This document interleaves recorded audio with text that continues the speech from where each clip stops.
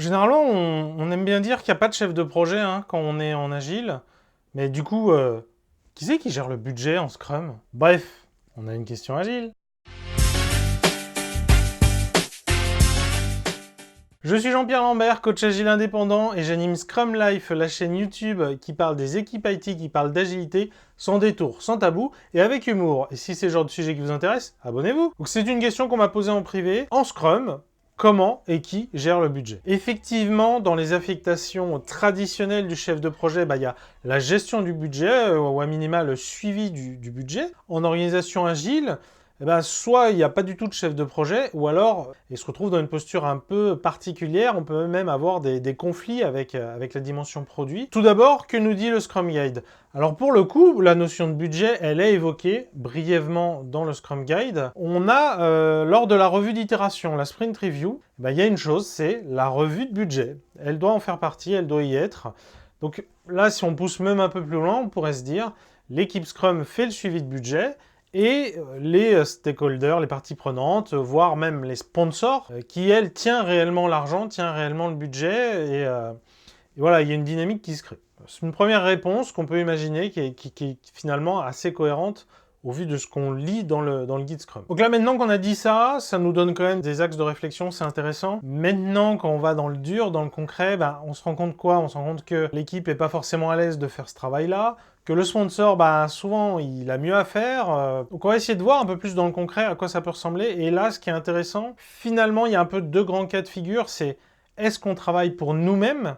Voilà, on construit notre produit, ou est-ce qu'on travaille pour quelqu'un? Là, plus dans de la prestation. Et là, du coup, on a un client et la notion de budget, effectivement, n'est plus la même. Sur ce sujet-là, je vous invite éventuellement à aller regarder le Scrum Life qui fait l'opposition entre le mode projet et le mode produit, qui se rapproche un peu de ces réflexions-là. Donc, première hypothèse, on travaille pour nous-mêmes, on construit un produit nous-mêmes et qu'on va vendre et on va se faire de l'argent avec ce produit. Donc la notion de budget, elle est interne. Dans ce cas de figure, généralement, je vais faire deux hypothèses qui sont souvent vraies. Ça dépend évidemment toujours du projet, du contexte sur lequel vous êtes. La première hypothèse, c'est que l'équipe est stable. Ça, c'est plutôt une hypothèse assez saine de structuration d'organisation. Et la deuxième hypothèse, elle est que quand on fait du développement logiciel, le premier, entre guillemets, centre de coût, ce qui coûte le plus cher, c'est la main-d'œuvre, c'est les développeurs eux-mêmes, c'est l'équipe.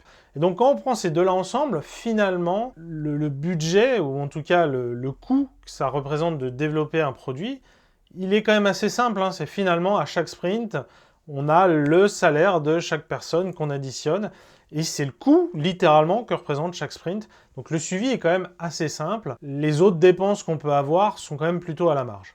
Et donc quand on est dans ce mode de fonctionnement-là, globalement, on peut se calquer sur ce que nous dit le Scrum Guide dans une logique du demande de budget exceptionnel. Voilà, on le présente en review, on en échange, on l'explique, on le motive, on se comprend, on se met d'accord, on prend la décision, oui, non, et puis ça suit son cours et ça arrive, et puis voilà, quoi. Et donc dans ce schéma-là, l'équipe ne fait pas de suivi de budget à proprement parler, elle identifie juste des besoins, elle fait des demandes, et le suivi, typiquement fait par l'équipe managériale, et ça se passe très bien. Et puis l'autre cas de figure, où là on travaille pour un client très clairement identifié. Donc là, la notion de budget, elle n'est pas du tout la même. Déjà, c'est pas notre budget à nous, c'est bien le budget du client que lui va dépenser. Et là, c'est vraiment super important. C'est même finalement un des premiers KPI qu'il faut suivre absolument. Donc là, oui, là, on pourrait se faire un burn-up, voire un burn-down de l'argent, du budget qui reste. Burn-down, typiquement, si le budget a déjà été fixé, et qu'il faut juste changer le périmètre, mais de toute façon, on ne rajoutera pas d'argent, du coup, c'est bien, ça montre